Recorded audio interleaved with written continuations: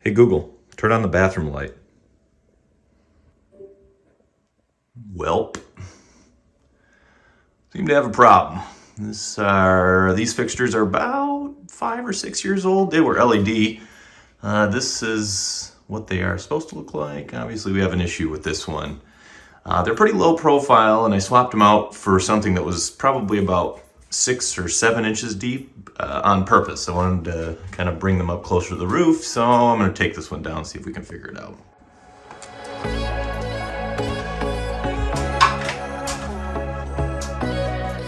I probably turn the light off first.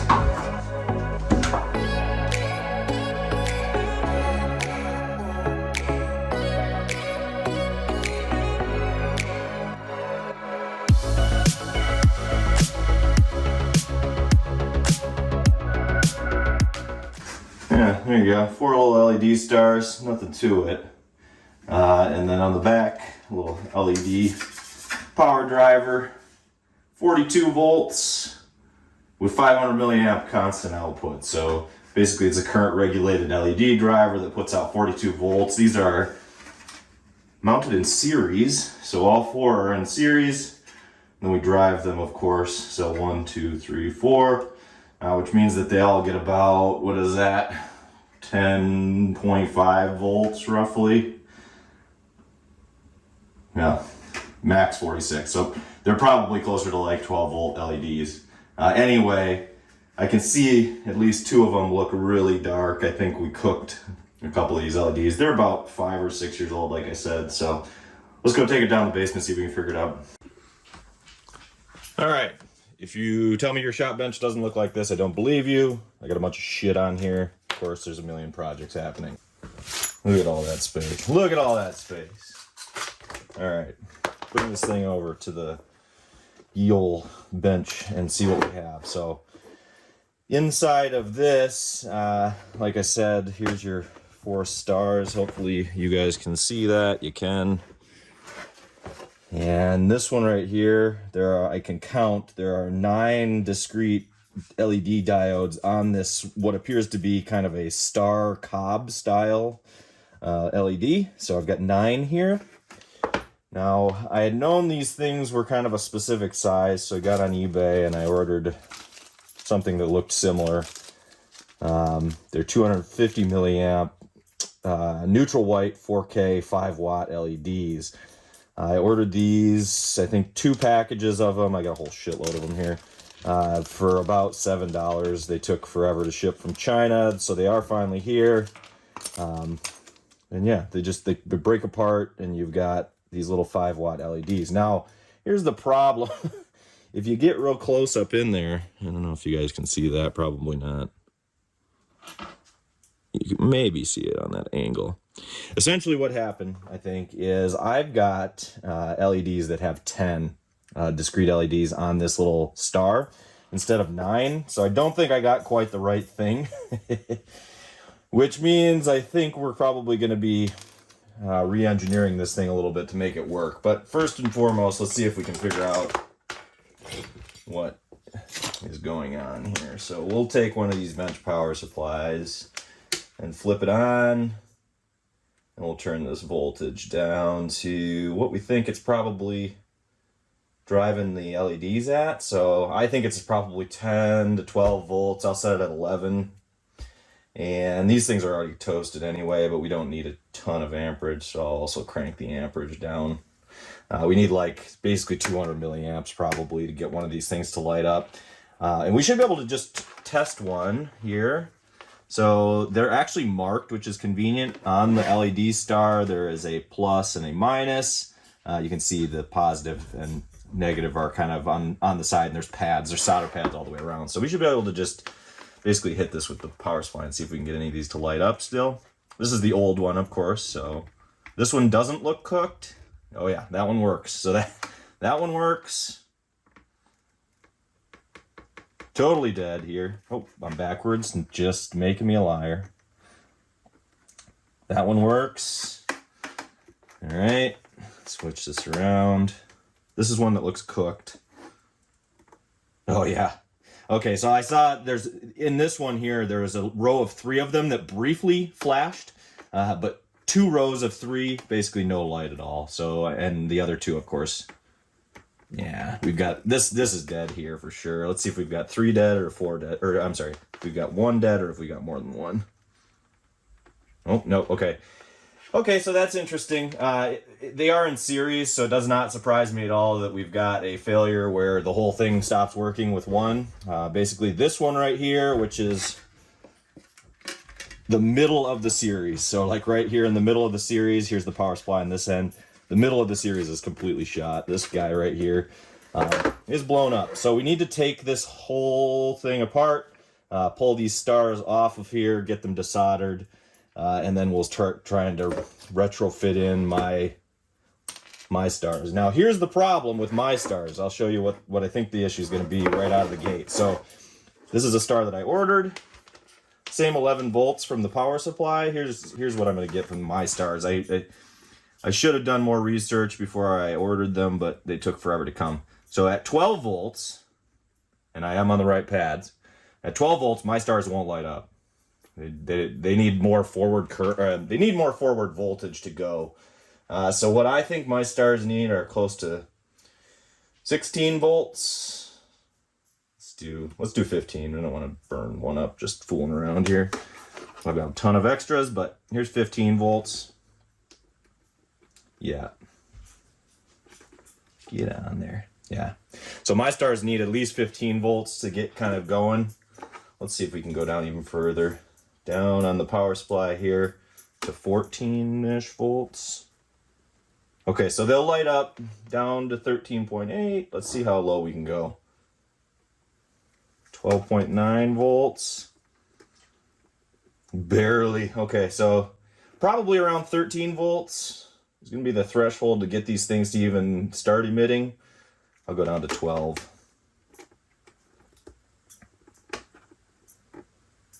Okay, I can see it barely lighting up. You probably cannot see that on the camera, but at 12 volts, it just starts to fire the emitters. So the forward voltage required for these is higher than what this thing is designed spec for. That makes it difficult because I did not order a replacement. I didn't order a replacement LED driver.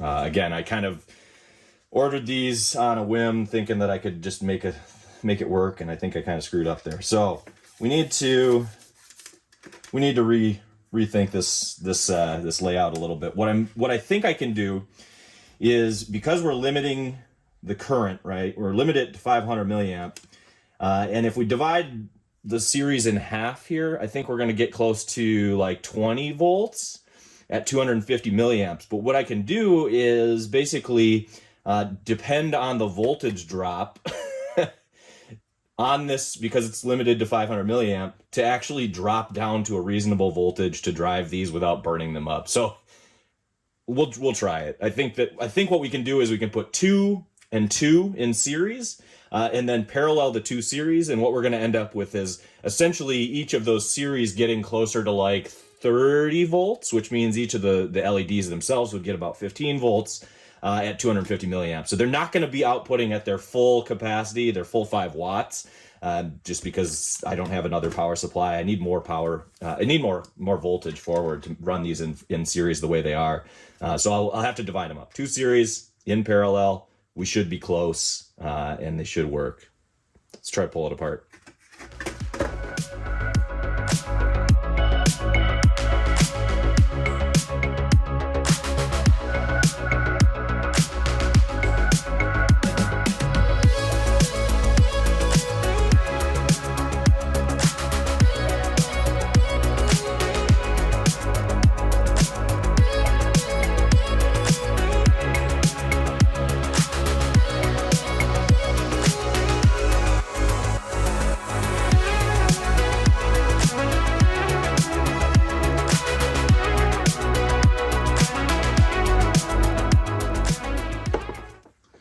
Could add a little solder, use some solder wick. I have not bought the Heiko desoldering tool. I think that would be a really cool add-on tool down here in the basement.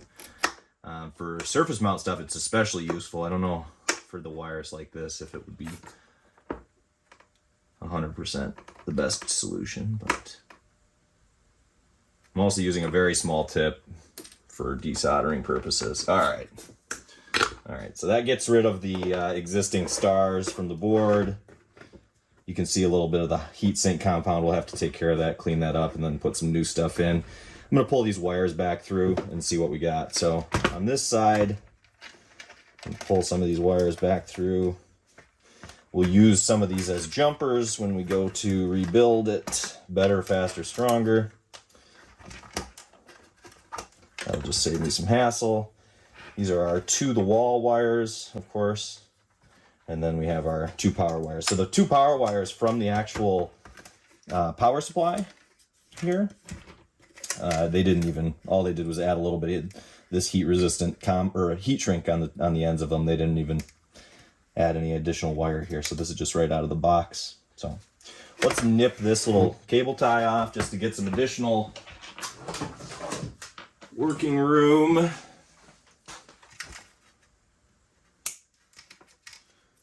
Give us a little flexibility here.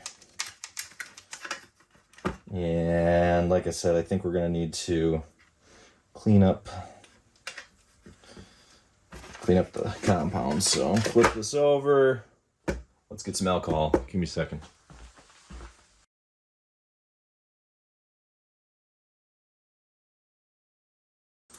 Let's see. Let's use our trusty Sam's Club card here.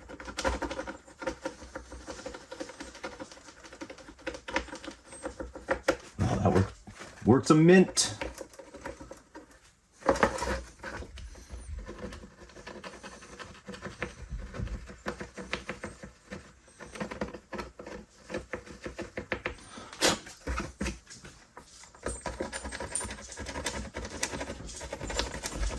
The biggest pain in the butt on these, I think, is going to be the very little tiny contact points on the new stars. The old stars had kind of nice big square pads. The new ones have little kind of skinny oblong spots to connect the wires. I don't think it'll be a problem, but it'll just make soldering a little more annoying.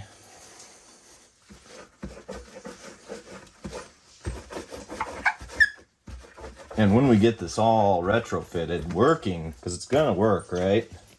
We'll clean up this reflector. I know it looks like shit right now. All right, old stars here, new stars here.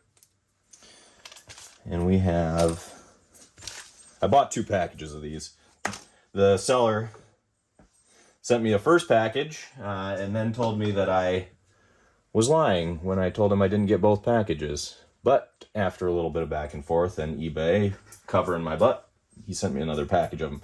I have no need for 2,000 of these little stars, but I have them now if I if I need to rebuild any more of these.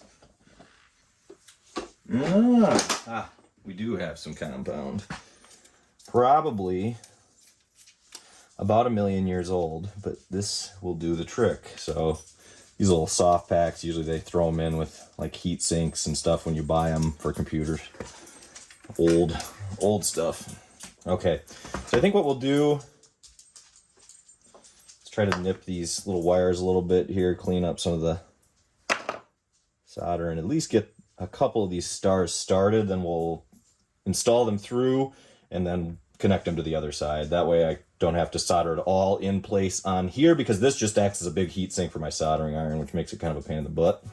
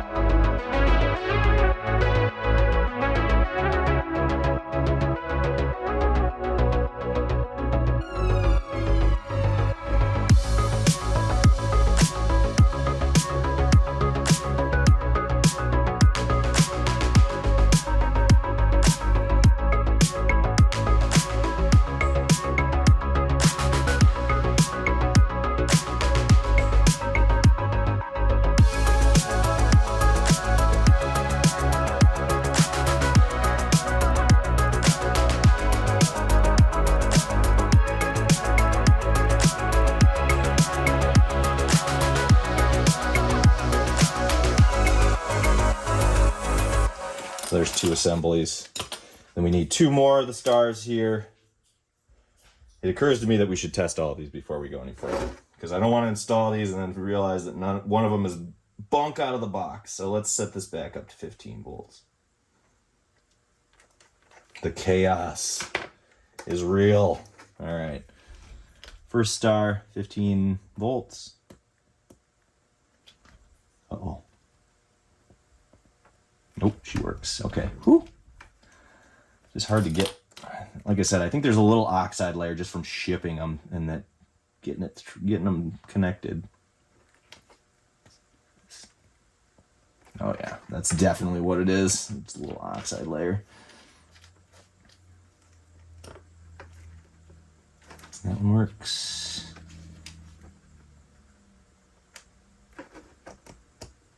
That one works. Okay, cool. So we do have functional components here. So these are ready. Let's get these set up with their respective bits. What are we going to do? Are we going to run? I think we're just going to cut a couple of extra pieces of cord here, get that attached, and then we'll lay it in, we'll make our final connection, and then we'll hook it up to the power supply, just twist those together, heat shrink them. Let's get some cable.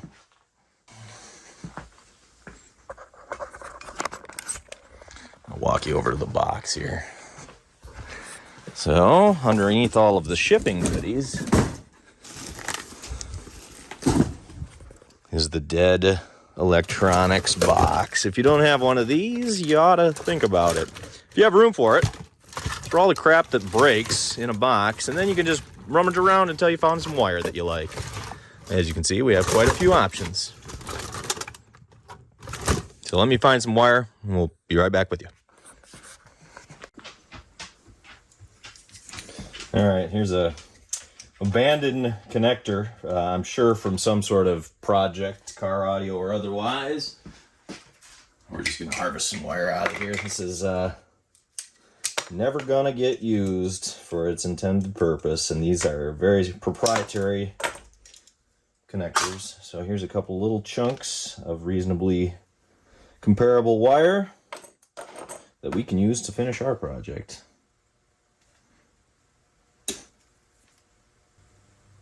Yeah, it's just a pleasure. It's actually copper wire too. I don't know. That was a decent little harness, whatever it was from. I'm sure it was from a car stereo at some point. Probably from like a 1994 Lumina or something. All right, so our jumper wire on this one comes off the positive, the long end.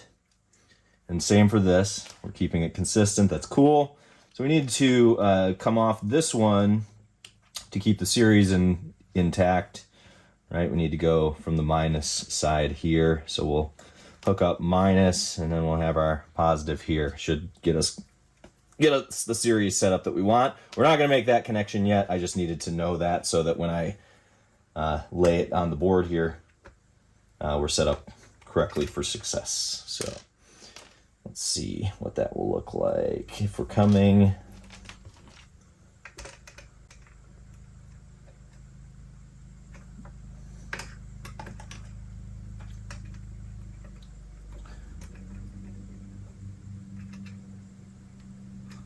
I did think this out, didn't I? Didn't I? What the hell?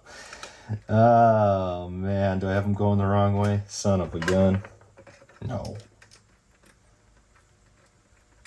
You just got to turn it until you find the happy spot. There we go. So I do have it set the right way. That'll go through the pass-throughs. I got lots of wire there to come up. Coming from positive to negative.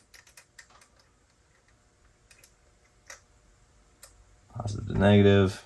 So that'll hook up there. So that means we need to come off our positive on that side. So we need to send the wire off from this one, I think. Yeah. All right, let's not lose that. Like I said, it's the physical reference is kind of important here just because of we're trying to retrofit. If you're doing this from scratch, obviously you could kind of just do whatever you wanted. But because we are retrofitting, we have to make sure that we line the holes up You can see it's kind of like a little puzzle. So let's tin up the positive on this one. That'll do. And then let's set up our wire here. I still have a shitload of too much wire here. That's better. Just too much on that.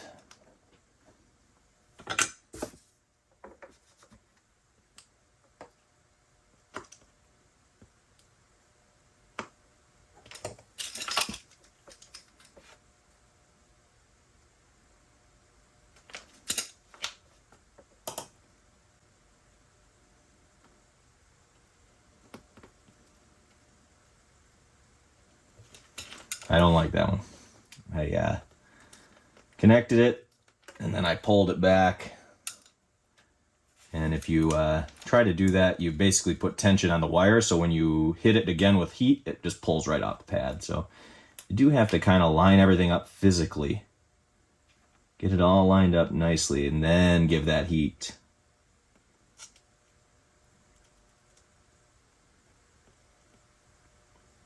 That's nice and toasty. Woo! Burn your fingers. Think she'll do. Got a little thing there. So let's check our alignment.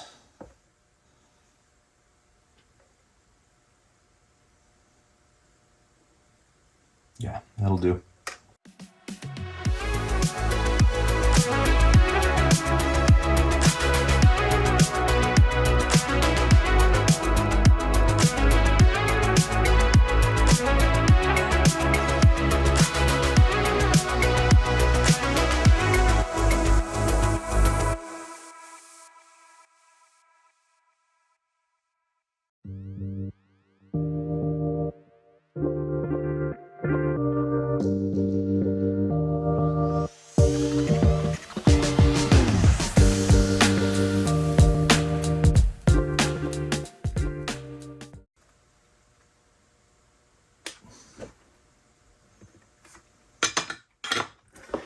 I always worry about those when you're holding it with your finger and you're moving it around. Like, did you get a cold joint? It looks okay. All right, so what we can do, since we are officially hooked up, let's put the nylon spacers on, and then let's try it on the bench power supply and see if we get at least this series lighting up. Where did I lose my screwdriver? There it is.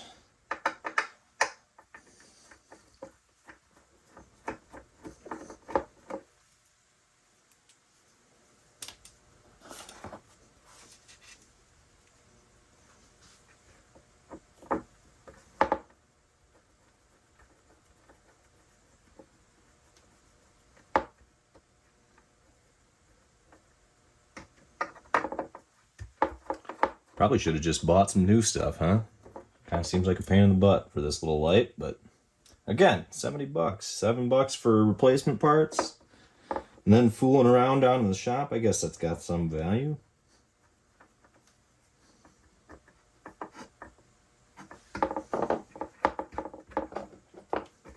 All right, we did it. So what I want to do is take the fluke and put it on the resistance mode here, so and check for just straight up shorts. I want to make sure that I didn't short anything out with that last soldered blob. Didn't love it, but I think it'll work. So we'll set it to beeper or continuity. Yeah. And let's see if we got any dead shorts here. So positive to positive. Yep, that's good. Positive to negative is not totally shorted. That's perfect. All right, so we come over from our positive to our negative on this side. This is the one we just soldered here. We're not dead shorted to the chassis. That's good. So that's connected just right. Okay. I think we're okay. I think we're okay. Again, I don't love the finicky little solder bits here, but I think we can test it without worrying about blowing it up. I'm going to turn the bench supply back on. We're going to dial the amperage way down just in case. We're running these things in series, so I don't think we're going to get anything. Yeah, yeah, we're not going to get anything when we hook it up at 15 volts. We're going to have to bump up the voltage a little bit. Let's see. All right, so let's see where she runs on. Okay, yeah. Okay, so it's working. I was right. I think we're probably going to need like 30 volts to drive these, which means that our parallel series layout that I was talking about is going to be what we need to get it going. Yeah, it definitely wants like 30 volts. That's the top of my bench supply range here. That's about it. Yep. And it's only drawing 150 milliamp there, so yeah, I think that'll work. Those are just as bright as they were before. It's just going to be a different configuration. So that's one series in place. We have our stub wires for our two connections that will run to the power supply here. Let's get the other side sorted out here.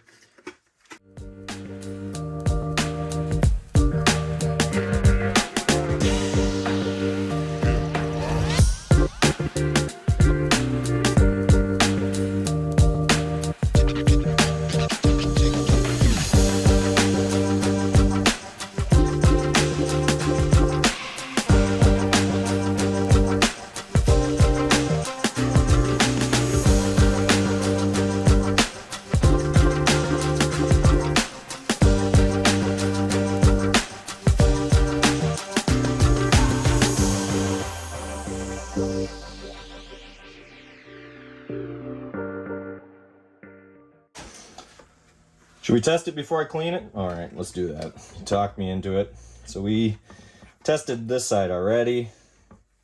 Do the same on this side. Still got the power supply configured as such, 30 volts, limited amps. We are running purple positive. Purple positive, should see light. Oh yeah. Purple positive, she works. Same on this one. Yep. So our two series work, that's good. Now we just need to pull it all together here, really. Just basically get these all wired up as such. So basically pull these three together to our positive side. Again, this is a 46 volt max output at 500 milliamp, but when you consider the voltage drop across this, it's going to end up being about 30 volts. So let's do this. Let's button this thing up and then we'll clean it up.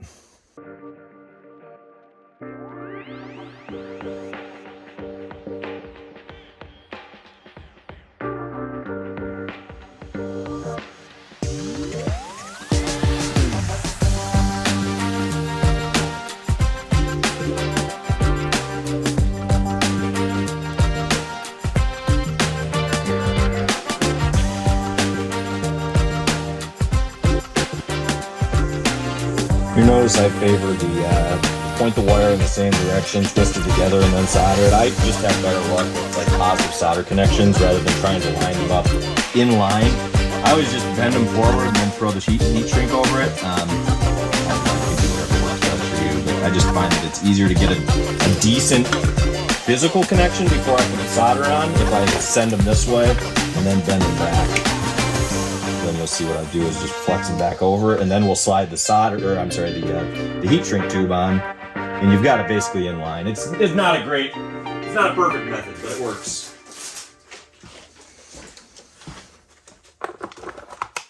And we don't need much, but that's probably too big, but it's already cut. Yeah, that'll work.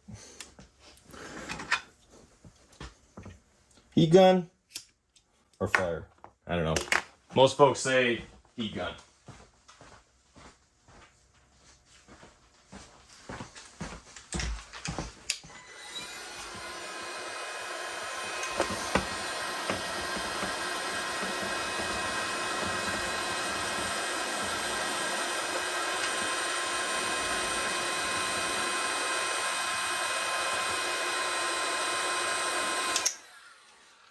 kind of handy, not gonna lie. 20 volt. It's not good for a whole lot of stuff. You can't like peel tile with it or anything, but for heat shrink, man, it's kind of killer.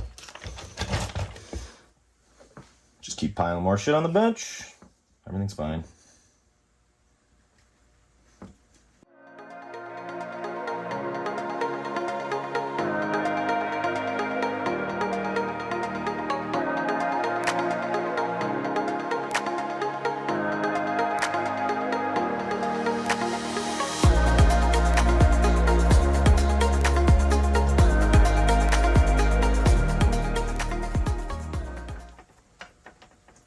Highly recommend that you don't do this, but we can at least check our work here on the bench. If you are going to do it, don't touch the copper ends.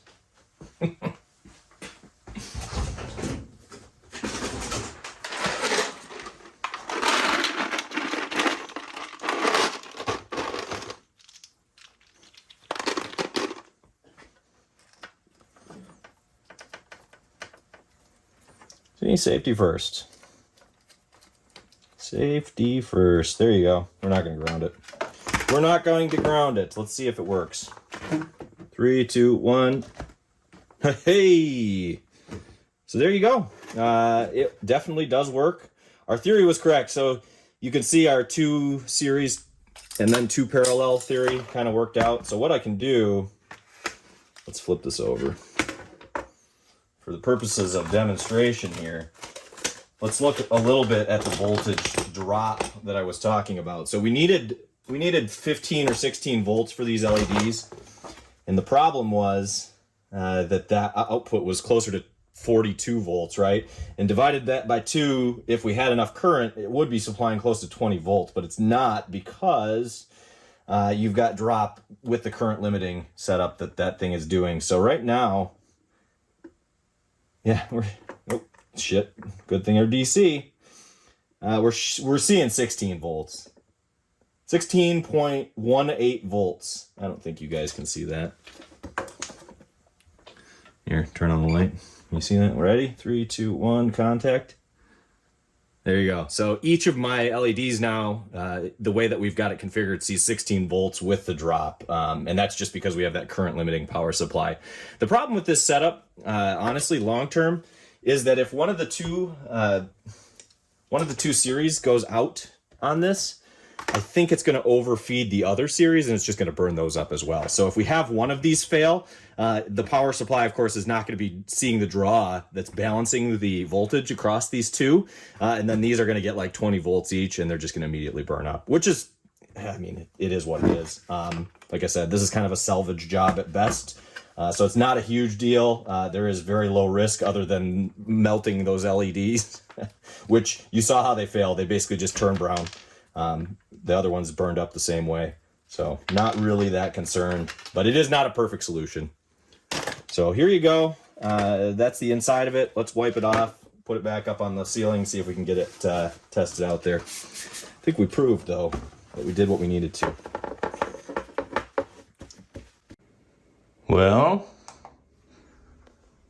yeah, that doesn't look right. So guess what? These things are a real pain in the ass to get installed. I told you that. What I did is I was putting it up and it dropped on the ladder here and it sheared one of my 2 connections off. So you can see it actually pulled the pad off of my star. So now I got to take it back down and solder it to the other pad. That sucks, but it kind of is what it is. My mistake. Time to heal the healing. Yeah, so I dropped this. You can see this little mark here. Not a big deal. Everything was fine, but it sheared the pad off of my negative on this particular star. And unfortunately, the way the star is attached, the bar is, it's the positives on this side and the negatives on this side. And that means this pad, the one that I need, is actually on the wrong side for this hole. So I got to scratch this off, see if I can get enough copper to get a good connection again. I don't think it's a big deal, but it is annoying.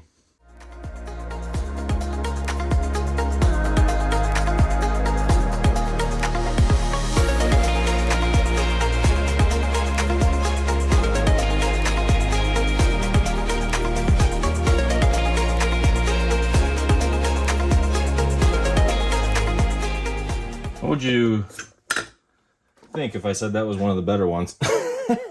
It's back on there. Jesus. All right, cool. I had this all cleaned up too. It looked real nice. I actually went upstairs and got one of those microfibers and got it all buffed up. All right, let's take it back upstairs. Take 2.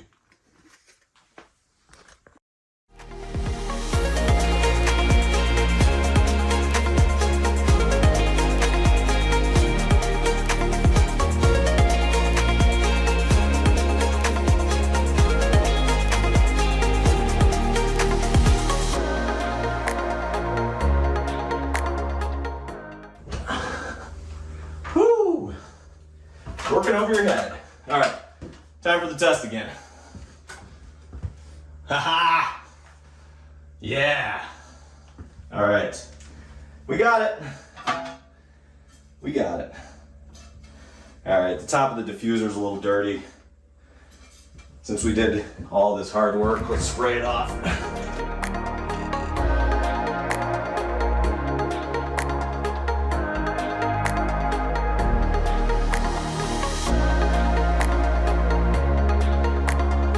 All right, there you go.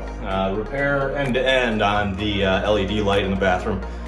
Just a few parts from eBay, a little bit of cussing, a little bit of soldering, and a reminder that you should keep your workbench somewhat clean.